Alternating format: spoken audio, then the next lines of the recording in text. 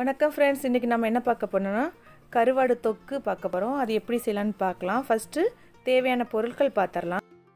ஒரு பெரிய வெங்காயம், ஒரு பச்சை மிளகா, 4 பல் பூண்டு, ஒரு தக்காளி பழம் எல்லாத்தையும் பொடியாக நறுக்கி வச்சுக்கோங்க.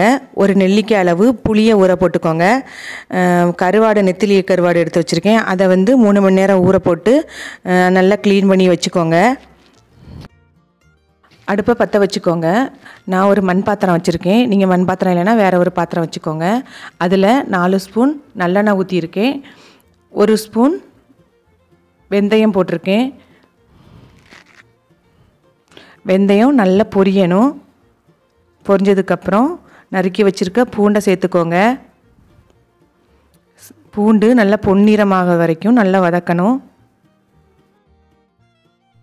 நறுக்கி வச்ச பச்சை மிளகா சேர்த்துக்கோங்க. அதையும் லைட்டாக வதக்கி விட்டுருங்க. அதுக்கப்புறம் நறுக்கி வச்ச பல்லாரியை சேர்த்துக்கோங்க. அதையும் வதக்கி விட்டுருங்க. வெங்காயம் நல்லா வதங்கியாச்சு. வதங்கின உடனே வெட்டி வச்சுருக்க தக்காளியை பழத்தை சேர்த்து நல்லா வதக்கிக்கலாம்.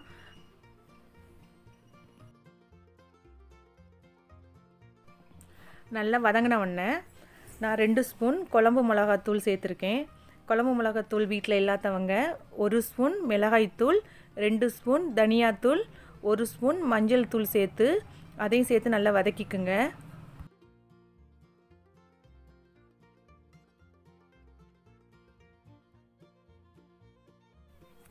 கரைச்சி வச்ச புளி தண்ணியை சேர்த்துக்கலாம். சுத்தம் பண்ணி வச்சுருக்க கருவாடை சேர்த்துக்கோங்க.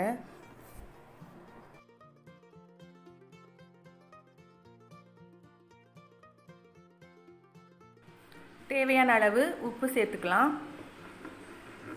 கொஞ்சமாக தண்ணி ஊற்றி ஒரு கிளறி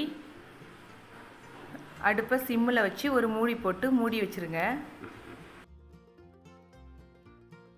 அடுப்பை சிம்மில் வச்சுட்டு அப்பப்போ அதை திறந்து பார்த்து கிளறி விடுங்க, இல்லைன்னா அடி பிடிச்சிரும். உருத்த கருவேப்பிலை சேர்த்துடலாம். கடைசியாக இறக்கும்போது 2 ஸ்பூன் தேங்காய் எண்ணெய் விட்டு இறக்குனா சூப்பரான நம்மளோட கருவாட்டு தொக்கு இப்போ ரெடி ஆயிடுச்சு.